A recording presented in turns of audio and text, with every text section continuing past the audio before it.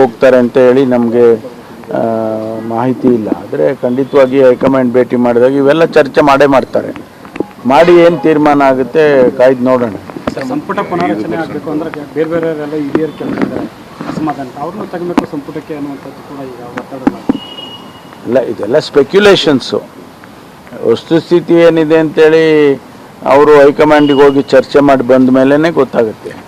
ಸ್ಪೆಕ್ಯುಲೇಷನ್ಸು. ಹೌದು, ನಾವು ಮತ್ತೊಂದು ರಿಷಫಲ್ ಮಿನಿ ರಿಷಫಲ್ ಆಗುತ್ತೆ ಹಾಗೆ ಹೇಗೆ ಅಂತೇಳ ನಾವು ಕೇಳ್ತೇವೆ. ಆದರೆ ಅಲ್ಲಿ ಹೋಗಿ ಬಂದ ಮೇಲೆ ಗೊತ್ತಾಗುತ್ತೆ. ಮಹಿಳಾದು ಕೂಡ ಇನ್ನೂ ಬ್ಯಾಲೆನ್ಸ್ ಇದೆಯಲ್ಲ ಸರ್, ಅದೇ ಅದೆಲ್ಲ ಕನ್ಸಿಡ್ರೇಷನ್ನು ತೊಗೊಂಡೇ ಅವರು ಚರ್ಚೆ ಮಾಡ್ಕೊಂಡು ಬರ್ತಾರೆ. ಅಲ್ಲಿ ಹೋಗಿ ಬಂದ ಮೇಲೆ ಹೈಕಮಾಂಡಿನ ಜೊತೆ ಚರ್ಚೆ ಮಾಡಿದ ಮೇಲೆ ಗೊತ್ತಾಗುತ್ತೆ. ಪಾರ್ಕ್ಗಳಲ್ಲಿ 5% ಜಾಗನ ವಾಣಿಜ್ಯ ಕೆಲಸಗಳಿಗೆ ಮೀಸಲಿಟ್ಟದ್ದು ವಿರೋಧ ಈಗಾಗಲೇ ವ್ಯಕ್ತ ಆಗಿದೆ ಸರ್. ಪಕ್ಷಾತೀತವಾಗಿ ಪರಿಸರವಾದಿಗಳಿಂದ ಕೂಡ ಇಲ್ಲಿ ಕಮರ್ಷಿಯಲೈಸೇಷನ್ ಬೇಡ ಅನ್ನೋ ರೀತಿ ಅಭಿಪ್ರಾಯ ಬರ್ತಿದ್ದಾರೆ. ಪಾರ್ಕ್ ಜಾಗಗಳು ಅಂತಂದರೆ ಅದು ಒಳಗಡೆ ಕಮರ್ಷಿಯಲೈಸೇಷನ್ ಮಾಡೋವಂಥದ್ದಲ್ಲ. ಅದು ಈಗ ನಮಗೆ ಕೆಲವು ಸಾರ್ವಜನಿಕರ ಉದ್ದೇಶದಿಂದ ಕೆಲವು ಕೆಲಸಗಳನ್ನ ಮಾಡಬೇಕಾದಂಥ ಸಂದರ್ಭದಲ್ಲಿ ಅದಕ್ಕೆ ಪ್ರೊವಿಷನ್ ಮಾಡ್ಕೊಳ್ಳೋಕ್ಕೆ ಅಂತೇಳಿ ಮಾಡಿದ್ದಾರೆ. ಅದು ಸ್ಪೆಸಿಫಿಕ್ಕಾಗಿ ಇದು ಕಾರ್ಪೊರೇಷನ್ನವರು ತೀರ್ಮಾನಗಳು ಮಾಡಿದಾಗಲೇ ಗೊತ್ತಾಗುತ್ತೆ. ರಸ್ತೆಯಲ್ಲಿ ನಿಲ್ಲಿಸೋ ಕಾರ್ಗಳಿಗೂ ಟೂ ವೀಲರ್ಗಳಿಗೂ ಕೂಡ ಇನ್ಮೇಲೆ ಫೀಸ್ ಕಟ್ಟಬೇಕು ಅನ್ನೋ ಒಂದು ಕಾಯ್ದೆ ತರೋದಕ್ಕೆ ಹೊರಟಿದೆ. ಇಲ್ಲ, ಅದು ಮೊದಲು ನಾನು ಬೆಂಗಳೂರಿನ ಉಸ್ತುವಾರಿ ಸಚಿವನಾಗಿದ್ದಾಗ ಕೂಡ ಅದರ ಬಗ್ಗೆ ಚರ್ಚೆ ಮಾಡಿದ್ವಿ. ನಾವು ರಸ್ತೆಗಳಿರೋದು ಜನ ಓಡಾಡೋದಕ್ಕೆ, ಎರಡೂ ಸೈಡು ಕಾರ್ಗಳು ಅಥವಾ ವೆಹಿಕಲ್ಸ್ ನಿಲ್ಲಿಸ್ಬಿಟ್ರೆ ಅಲ್ಲಿ ರಸ್ತೆಗಳೇ ಮುಚ್ಕೊಂಡು ಹೋಗುತ್ತೆ.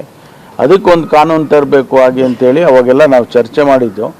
ಅದು ಈಗ ಅದ್ರ ಬಗ್ಗೆ ಒಂದಿಷ್ಟು ಬೇರೆ ಬೇರೆ ರೀತಿಯಲ್ಲಿ ಚರ್ಚೆ ಆಗಿ ಮಾಹಿತಿಗಳು ಅವೈಜ್ಞಾನಿಕವಾಗಿದೆ ಸರ್. ಪ್ರೈಸಿಂಗ್ ಅದೆಲ್ಲ ಚರ್ಚೆ ಮಾಡಿ ತೀರ್ಮಾನ ಮಾಡ್ತಾರೆ. ಹಾಗೇನೇ ವಿಚಾರದಲ್ಲಿ ಸಾಕಷ್ಟು ಮುಜುಗರ ಆಗ್ತಿತ್ತು ಸರ್ ಸರ್ಕಾರಕ್ಕೆ. ಸಂಪುಟಕ್ಕೆ ಬೇಡ ಅಂತ ಪಕ್ಷದಲ್ಲೂ ಕೂಡ ಕೆಲವರು ಒತ್ತಾಯ ಇತ್ತು, ಆದರೂ ಕೂಡ ತಗೊಂಡ್ರು. ವಿರೋಧ ಪಕ್ಷಗಳು ಹೋರಾಟ ಮಾಡಿದ್ರು, ಪಾದಯಾತ್ರೆ ಘೋಷಣೆ ಮಾಡಿದ್ದಾರೆ. ಒಟ್ಟಲ್ಲಿ ಒಂದು ಮುಜುಗರದ ಸನ್ನಿವೇಶ ಸರ್ಕಾರಕ್ಕೆ ಪಕ್ಷ. ನಾವು ಹೇಳ್ತಾ ಇದ್ದೀವಲ್ಲ, ಅವರ ಹೆಸರೇ ಇಲ್ಲ, ಯಾವ ಚಾರ್ಜ್ ಶೀಟ್ನಲ್ಲೂ ಅವ್ರ ಹೆಸರಿಲ್ಲ ಅಂತ ಅಂದಾಗ, ಜೊತೆಗೆ ಈಗ ಅವ್ರ ಹಣ ತೊಗೊಂಡಿದ್ದಾರೆ ಅಥವಾ ದುರುಪಯೋಗ ಮಾಡಿದ್ದಾರೆ ಅಂದರೆ ಅವರಿಂದ ವಸೂಲಿ ಮಾಡಬೇಕು. ತಗೊಂಡಿಲ್ಲ ಅನ್ನೋದಕ್ಕೆ, ತಗೊಂಡಿದ್ದಾರೆ ಅನ್ನೋದಕ್ಕೆ ಯಾವ ಮಾಹಿತಿ ಇಲ್ಲ ಅಲ್ಲ. ಈಗ ನೋಡಿ, ನಮಗೆ ನಾನು ಗೃಹ ಸಚಿವನಾಗಿದ್ದು, ನನಗೆ ಮಾಹಿತಿ ಇದೆ. 79 ಕೋಟಿ ರಿಕವರಿ ಮಾಡಿದರು ಔಟ್ ಆಫ್ 84 crores. ಈ 79 ಕೋಟಿ ರಿಕವರಿ ಮಾಡಿದಾಗ ನಾಗೇಂದ್ರ ಅವ್ರ ಕಡೆಯಿಂದ ಒಂದು 5 ಕೋಟಿನೋ 10 ಕೋಟಿನೋ ಇಲ್ಲ 50 ಕೋಟಿನೋ ರಿಕವರಿ ಆಗಬೇಕಾಗಿತ್ತು. ಅವರು ದುರುಪಯೋಗ ಮಾಡಿದರೆ.